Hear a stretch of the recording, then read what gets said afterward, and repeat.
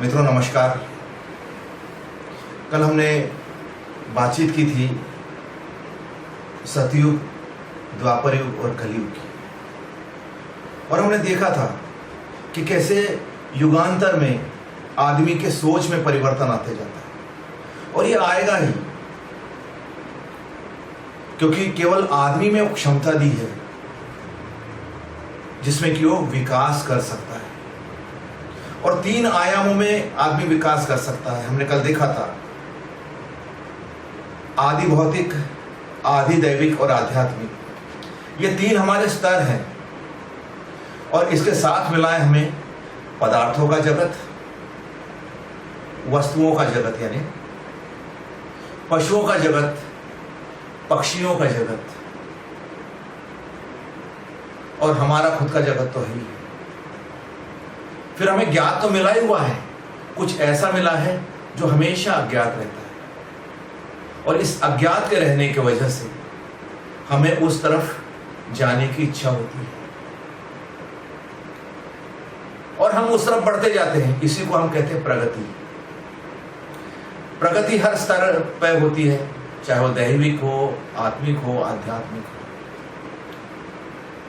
पर हमने देखा था कि सतयुग में जो था मानव, उसके अंदर जो राम था, द्वापर युग में जो आदमी था उसके अंदर जो कृष्ण था, वही आज हमारे अंदर है। हमारे होने में, आदमी होने में कोई फर्क नहीं पड़ा है। उस काल का मानव भी वैसा ही डरता था, आज भी क्रोध वैसे ही आता है, आज भी ईर्ष्या वैसे ही पनपती है, आज भी प्रेम वैसा ही होता है, आज भी वात्सल्य वैसा ही होता है जैसे आदमी के शुरुआत के युगों में था। उसमें बिल्कुल चेंज नहीं होता, वो बेसिक है। आज भी हम डरते हैं, मरने से डरते हैं, गरीब होने से डरते हैं, बीमार होने से डरते हैं, अपंग होने से डरते हैं, कुछ खो ना जाए हमारा, चाहे फिर वो वस्तु हो जो हो, चाहे व्यक्ति हो। उन आदमियों के सामने भी वही समस्या थी जीवन की। उन आदमियों के सामने भी जीवन वैसा ही था जैसा हमारा है।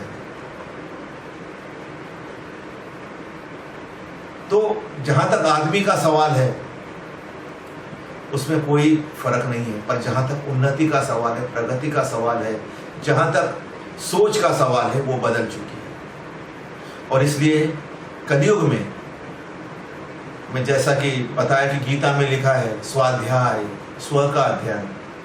अब हम स्व की तरफ बढ़ सकते हैं, हम इतने विकसित हो चुके हैं कि अब स्व की तरफ बढ़ा जा सकता है। इसलिए कलयुग समस्त उपलब्धियां आपको प्राप्त हैं, देवताओं जैसी सुख हम लोग ले रहे हैं, सुविधा ऐसी भुगत रहे हैं हम लोग, देवताओं जैसा सुख हम अनुभव कर रहे हैं, और दुख भी भुगत रहे हैं। एक समान मिलता है, ये समान कैटेगरी है, दुख भी हमारे अंदर उतनी ही है। जैसा कि मैंने बताया कि एक ही रावण था, एक ही राम था सतयुग में, उसके बाद कृष्ण एक था, कौरव 100 थे सीधा, लेकिन आज तो एक ही राम है, एक ही कृष्ण है,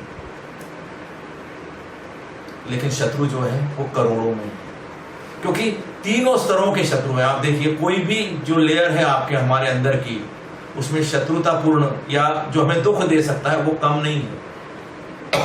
सुख देने वाली एक ही चीज है, वो है आत्मिक सुख। और इसलिए फिर हम इस यात्रा की तरफ ऊपर की ओर बढ़ते हैं, अध्यात्म की यात्रा। देह हमें उतना सुख नहीं दे पाता जो अब हम चाहते हैं, मन हमें उतना सुख नहीं दे पाता जो आज हमारी रिक्वायरमेंट है, तो हम बढ़ते हैं फिर आत्मिकता की तरफ, आध्यात्मिकता की तरफ। मूर्ति पूजा भी उचित है, ऐसा नहीं है कि मूर्ति पूजा कुछ गलत है, पर जिन लोगों को लगता है कि मैं इस मूर्ति के साथ, इस आर्ट के साथ प्यार कर सकता हूं, उसका ध्यान भी वहां लग जाता है। तो ऐसे ही नहीं बनाई गई मूर्तियां। और फिर आदमी के अंदर एक विशिष्ट चीज है, हर पशु को, हर पक्षी को एक निश्चित प्रवृत्ति मिली है जिसको इंस्टिंक्ट कहते हैं, उसके आगे वो नहीं जा सकता। जैसे एक बया नाम की एक चिड़िया है जो घोंसला बनाती, बहुत शानदार घोंसला बना सकती, हो सकता है आदमी ना भी बना पाता हो, लेकिन उसके अलावा वो कुछ नहीं करती और ना ही उसमें कुछ वैरायटी लाती है, ना ला सकती। इंस्टिंक्ट है, पक्के हैं, उसके आगे वो लोग नहीं बढ़ सकते, इसलिए वो जगत उतना नहीं बढ़ पाए। लेकिन आदमी के अंदर इंस्टिंक्ट ज्यादा नहीं है, इसके अंदर आर्ट है, कला है। इसलिए हम एक ही प्रकार की मूर्ति नहीं बनाते, कई प्रकार की बनाते। एक ही धातु से नहीं बनाते, कई धातुओं से बनाते, मिट्टी से भी बनाते, मेटल से भी बनाते हैं। फिर केवल मूर्तियां ही नहीं बनाते, हम चित्र भी बनाते हैं, और फिर आजकल तो हम चलचित्र भी बनाते हैं। तो ये सब सोच में परिवर्तन लाएगा। अब आपको उस समय की जो ध्यान की अवस्थाएं थी, ध्यान की जो विधियां थी, वो कारगर नहीं होगी। इसलिए भगवान कृष्ण ने कहा स्वाध्याय कलयुग में एक ही है। हालांकि उन्होंने स्पष्ट रूप से नहीं बताया कि कलयुग के लिए है, पर उन्होंने कहा स्वाध्याय। स्वाध्याय के अलावा कोई रास्ता नहीं है, अपने अंदर उतरने के अलावा कोई रास्ता है ही नहीं। और मैंने बताया था कि सतयुग के उपनिषद का एक ही उपनिषद काम आएगा, और वो है आत्म पूजा उपनिषद।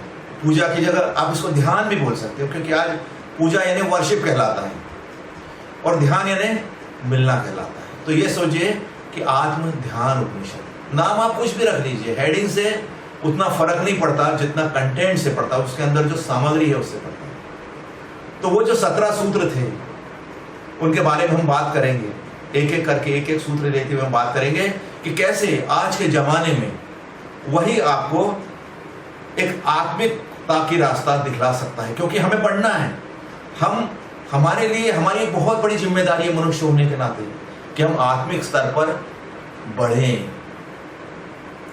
किसी जानवर पर, किसी पशु पर, किसी पक्षी पर यह जिम्मेदारी नहीं है।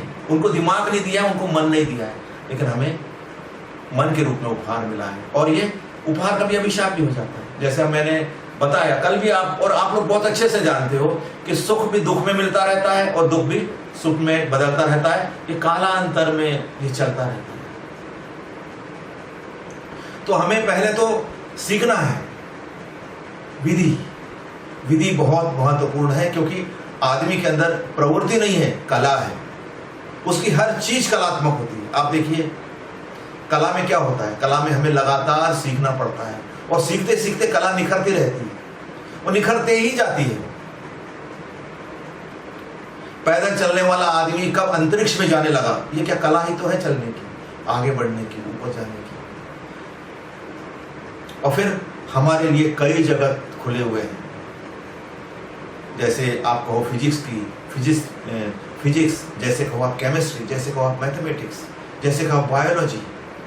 कितना कितना विशाल क्षेत्र है। आप देखिए कितने कितने आयामों के क्षेत्र है, और पूरा वर्ल्ड मैथमेटिकल वर्ल्ड है हमारा, नियमों से चलता है, अंतरिक्ष के नियमों से, अज्ञात के नियमों से। किसने बनाए नियम हमें नहीं मालूम, पर नियम हलते नहीं अपनी जगह से, ये तो पक्का है। फिर समाज बनाए हमने, इकाई से लेते लेते ये समाज बनाते बनाते देश तक बना डाला। ये हमारी प्रगति थी, ये हमारे आगे बढ़ने का जज्बा था हमारे अंदर। ये हर किसी के अंदर है। ये राम जो है, ये कृष्ण जो है, हर किसी के अंदर है, लेकिन ये जागा नहीं हुआ, ये सोया हुआ है। अध्यात्म का जो साइंस है वो कहता है कि आज का आदमी कैसे होना चाहिए। आज का आदमी ऐसा होना चाहिए जो प्रकृति को फील करे, जो सृष्टि को फील करे। हम सृष्टि में नहीं आए हैं, या हम सृष्टि में ऐसे ही नहीं आए हैं, ये प्रेमवश हम लाए गए।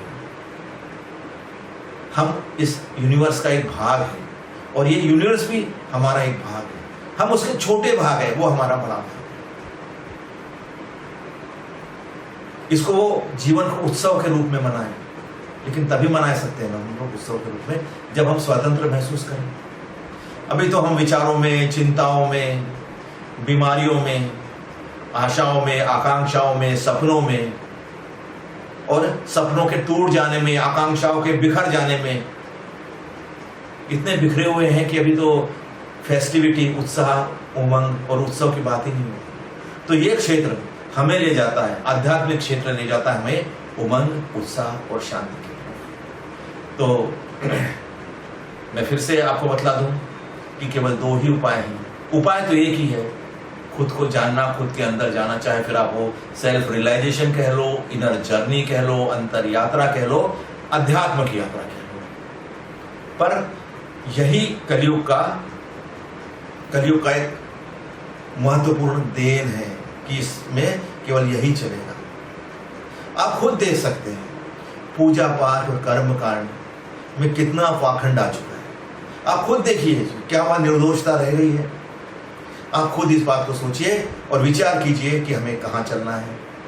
शरीर आपका है, मन आपका है, आत्मा आपकी है, दिशा भी आपकी होना चाहिए। आज के लिए इतना ही। धन्यवाद और सुनने के लिए आपको मैं बार बार नमस्कार करता हूँ। आज इतना ही।